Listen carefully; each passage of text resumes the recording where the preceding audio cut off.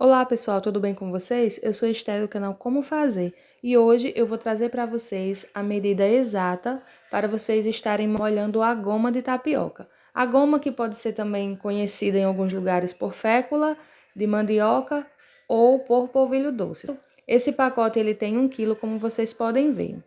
Além da quantidade exata de água, eu vou também estar trazendo 4 dicas bem importantes na hora de molhar a massa de tapioca, totalizando 5 dicas infalíveis para você não errar mais no ponto da sua tapioca.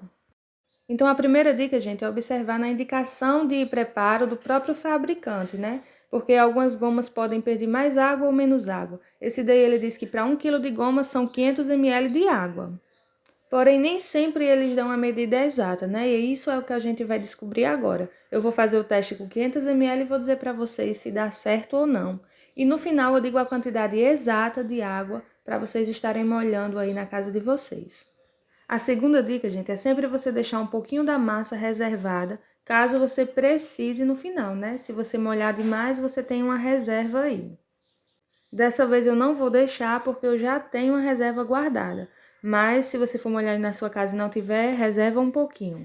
Vou colocar 1,5 colher de sal, 1 colher de sopa rasa, certo? E vou acrescentar agora os 500 ml de água conforme indicado no pacote. Quando você faz tapioca, você prefere comer ela apenas com a manteiguinha ou você tem algum recheio especial? Conta aí nos comentários para a gente ficar sabendo. Eu já misturei bem e já percebi aqui pelo toque que os 500 ml não foram suficientes para hidratar corretamente a massa.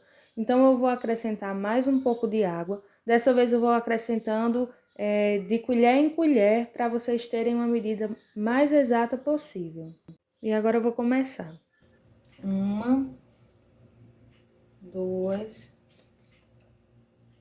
3, 4, 5, 6. Vou deixar essas 6 e vamos misturar.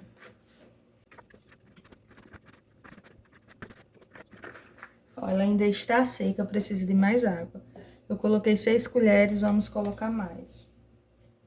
7, 8, 9, 10.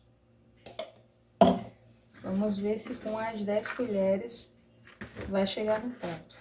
A terceira dica é a textura da massa. Então, quando você aperta, ela precisa formar pedrinha, certo? Se tiver muita massa solta ainda, esfarelando, é porque ainda está precisando de água. 11, 12, 13. Eu acrescentei 13 colheres de água, mas eu aconselho vocês a acrescentarem 10 e testarem a massa, para depois vocês acrescentarem mais ou não, se caso for necessário. E o teste que eu falo é a quarta dica.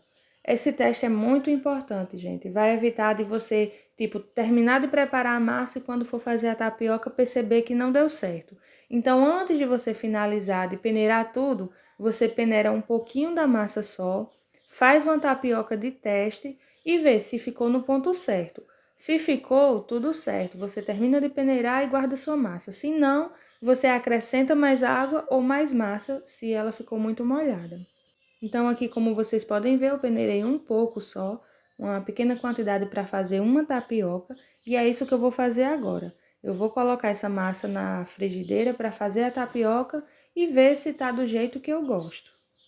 Então, é sempre bom dar uma esquentadinha na taxa antes de colocar a massa, porque fica até mais fácil na hora de espalhar. E para fazer a tapioca é bem simples. Se você nunca fez, é só esquentar uma taxa que seja antiaderente de preferência, e não precisa colocar nada, apenas a massa e só. A tapioca ela fica pronta rapidinho, aí você vira o outro lado e deixa assar mais um pouquinho.